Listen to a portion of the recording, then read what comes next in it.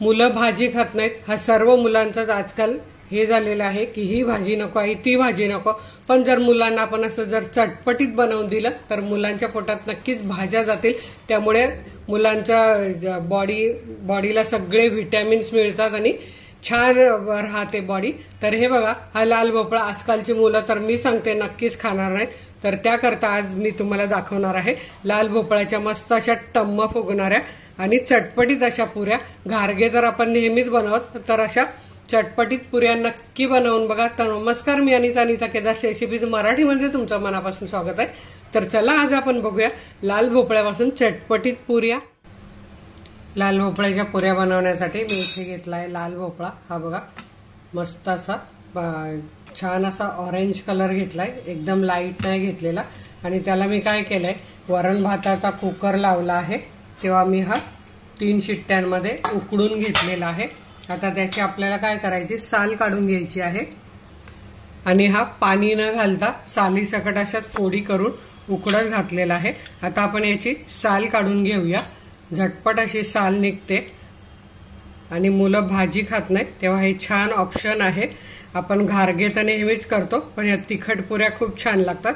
तर हे बघा सहज अशी साल निघते आहे, तर अशी सगळी मी साल काढून घेते आणि भोपळा एका ताटलीत काढून घेते, थंड झालेला आहे तो। तर इथे मी बघा सगळी भोपळ्याची साल काढून घेतलेली आहे आणि कुकरमध्ये लावताना कुकरच्या डब्यावर झाकण ठेवायचं। हे फक्त आपलं भोपळ्याचं पाणी सुटलेलं आहे ते आपल्याला मिक्सरच्या भांड्यात घालून घ्यायचंय आणि हा जो शिजवलेला भोपळा हा पण घालून घ्यायचा आहे। असा केल्याने काय होतं, तुम्ही किसून पण घेऊ शकतात, पण मुलांना ते असं लांब लांब खाताना लागतं आणि मुलं खात नाहीत त्या पुऱ्या सुद्धा, त्यामुळे हे एकदम चांगलं ऑप्शन आहे। आता हे मिक्सरला याची पूर्णपणे पेस्ट बनवून घेऊया। आता इथे तुम्ही बघू शकता आपली भोपळ्याची छान अशी पेस्ट तयार झाली। हे आपल्याला या भांड्यात काढून घ्यायचे, ज्या भांड्यात पीठ मळायचं त्यात। आणि हा आपला साधारण 400 ग्राम भोपळा होता, तर आता आपल्याला त्यात घालायचं आहे 1-2 चमचे बारीक रवा, एकदम बारीक घ्यायचा आहे, किंवा मग जाड असेल तर मिक्सरला फिरवून घ्या, यामुळे पुरी खुसखुशीत होते। तसेच पाववाटी बेसन, तर इथे मी घेतले 3 चमचे तीळ घालायचे आहे, चिली फ्लेक्स अर्धा चमचा घालायचे आहे, इथे मी घेतले अर्धा चमचा हळद आणि 1 चमचा काश्मीर आणि बेडगी मिरची पावडर।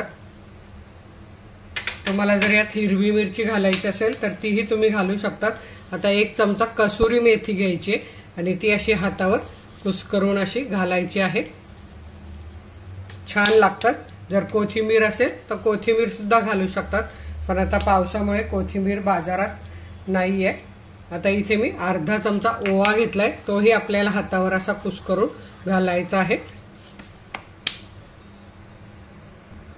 आता इथे यात आपलं चवीप्रमाणे मीठ घालायचंय, साधारण 1 चमचाभर मीठ आपण घालूया।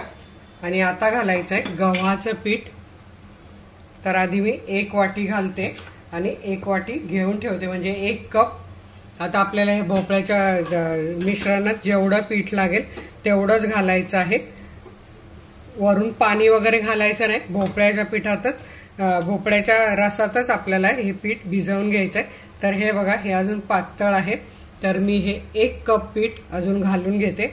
बघा, पाव कप रवा, पाव कप बेसन आणि 2 वाट्या इथे मी पीठ घातलेलं आहे। आता भोपळ्यावर असतं तुमच्या भोपळ्याला किती रसदार आहे किती काय, त्यानुसार आपल्याला हे घालायचं असतं।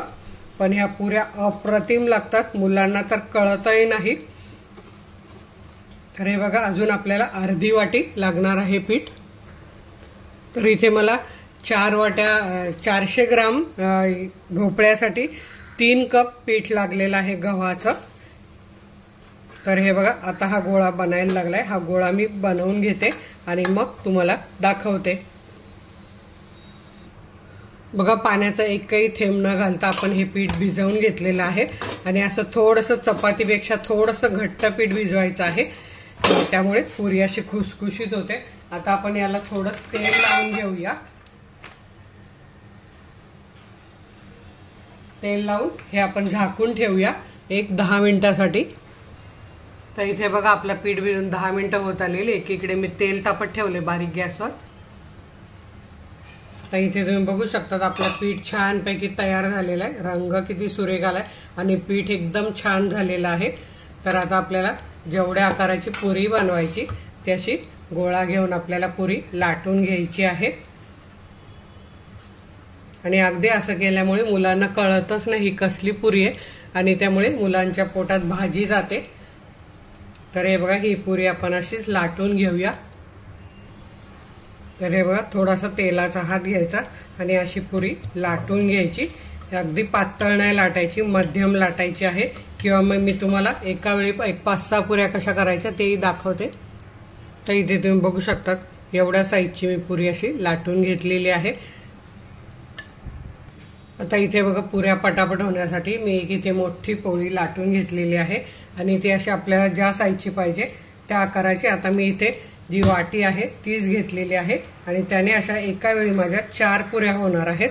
तर अशा मी कापून घेते आणि अजून एक बनवून घेते आणि मग तुम्हाला तळून दाखवते।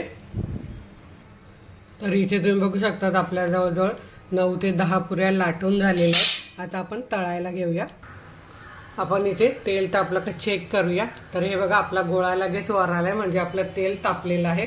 तर आता आपण यात किती पुऱ्या बसतील बारीक गॅस करायचा आणि पुऱ्या सोडायच्या आहेत। तर एका वेळी मी 3 पुऱ्या सोडते आणि आता बारीक गॅस येतो मीडियम करते आणि छान ह्या पुऱ्यांवर तेल उडवते आणि तळून घेते। तर हे बघा पुऱ्या किती टम्म फुगल्या आहेत, बघा हे बघा किती छान पुऱ्या झालेल्या आहेत। अगदी मीडियम गॅस करायचा आहे म्हणजे पुऱ्या छान तळल्या जातील, बारीक पण नाही आणि मोठा पण नाही। तर हे बघा दोन्ही साइडने पुऱ्या छान झालेल्या आहेत। आता ह्या मी काढून घेते आणि अशा कडेला अशा निथळून घ्यायच्या म्हणजे जे एक्स्ट्राचं तेल आहे ते पुन्हा कढईत जातं। आणि आता ह्या मी काढून घेते आणि बाकीच्या पुऱ्या तळून तुम्हाला दाखवते।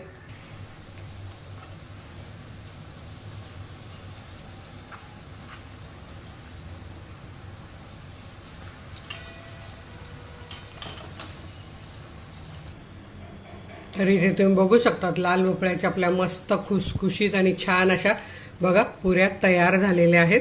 एकदम टम्म फुगलेल्या अशा पुऱ्या ह्या तुम्ही लोणच्या बरोबर खाऊ शकतात किंवा कुठल्या भाजी बरोबर किंवा चहा बरोबर किंवा अशीच सुद्धा खाऊ शकतात। अगदी तुमची मुलं आवडीने खाणार ह्या पुऱ्या।